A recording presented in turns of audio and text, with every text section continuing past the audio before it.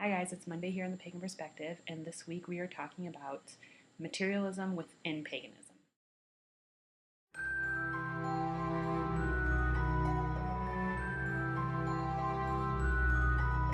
Okay, so please excuse the shaky camera and everything. I'm on my laptop sitting on the floor with the laptop in my lap, and I'm trying to maneuver things around. But this week we're talking about materialism within the pagan community, and that being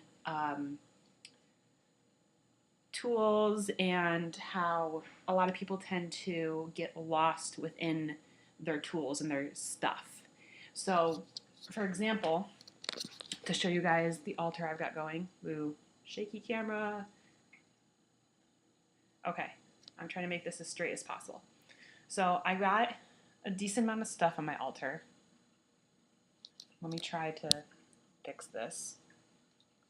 There. Got a decent amount of stuff on my altar. I have my little fox corner from Memphis. I've got a snakeskin, a key for my dedication that happened on Halloween, a cauldron candle that I've got going for my new apartment, a bunch of other stuff, ashes from my dog who died a couple years ago. So, I've got a decent amount of stuff on my altar, but I don't think it's very cluttered. However, I'm very aware of the fact that I don't need any of this stuff. And I think a lot of people get caught up in, like I said, in their stuff where they feel like, well, I can't do a spell unless I have a cauldron.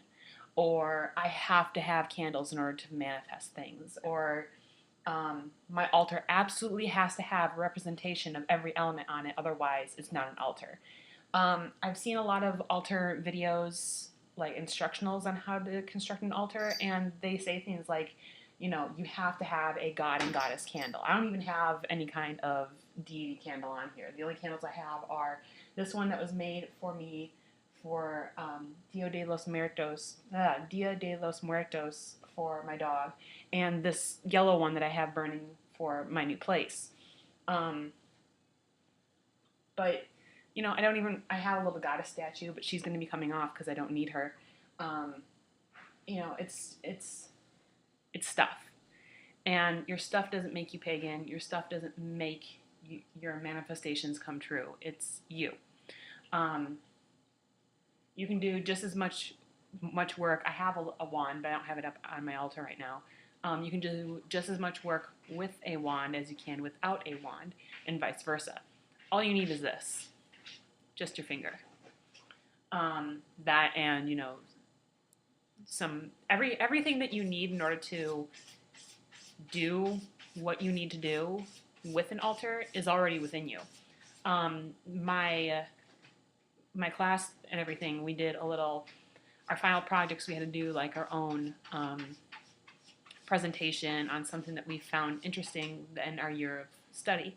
And one of the girls did a little journey for us where let me readjust here, she had found a way for herself to have an altar without actually having an altar. And that being where she had us go on a little journey where we went out to find like our ideal, perfect, like witch room. And she had us imagine everything that you could possibly ever need being in there. And it was a really good exercise to make us realize that we can sit down and we can meditate, and nobody needs to spend tons of money on an altar cloth and incense and candles and oils and all of this other stuff. You can sit outside in your bedroom, and this works great for people that are in the broom closet or cannot practice within their own space.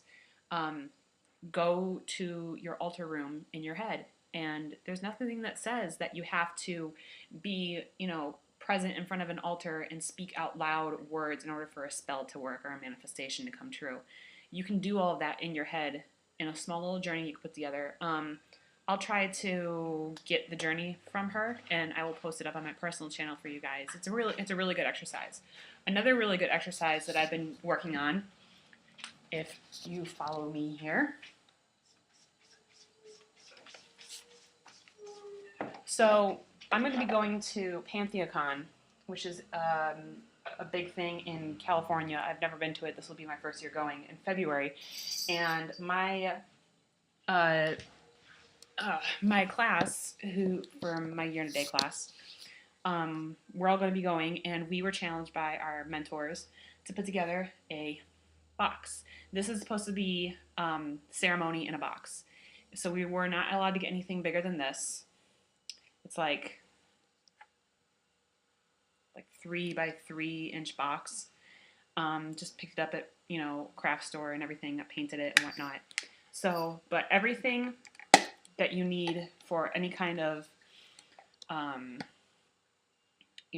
morning devotional period or whatever has to be able to fit within your little box. So I'm working on. Ooh, that was loud. I'm working on that right now, and it's forcing me to think about the stuff on my altar and if it's really necessary. I mean, even if it's not technically necessary, like my little fox guys aren't necessary to have on my altar at all. They don't serve a specific purpose. They're just there for a reminder and just to be a little representation of Memphis. But I like to have my stuff. There's nothing wrong with liking your stuff. It's just making sure that you understand that you don't need the stuff. So the short of it is, don't get caught up in stuff, basically. I would say I would challenge all of you guys to either try to put together a little ceremony in a box, because it makes you condense things. You obviously can't have candles. You can't have a lot of incense. You have to make, you have to be able to find things that can represent multiple things or work in multiple ways rather than just one of my mentors mentioned having like a rubber band to keep your box closed, and you can use that rubber band for a hand fasting if you need to, not just to keep your box closed. Or I talked about using a gold eagle globe and anchor, which I talked about in one of my other videos on my personal channel. It can represent all 4 of the elements. The gold is fire, the eagle is air, the anchor is water, and the globe is earth. And you need to be able to find that stuff to fit it all in your little box. So I would challenge you guys to try to find a little box and put together something. It will challenge you to not just have stuff. Or I challenge all of you guys to sit at your altars and find out what you really need to have on it. If I were to really look at my altar, I wouldn't need any of that stuff. I wouldn't need any of my fox stuff. I wouldn't need my key on here. I wouldn't need the snake skin. I wouldn't need that candle. I wouldn't need to have my dog's ashes up here. All I would really need to have up here would be my cauldron, this channeling stone that I received yesterday for Samhain, and smudge stick, really. That's when I look at this, it's really all I specifically need. So I challenge you guys to get rid of the stuff.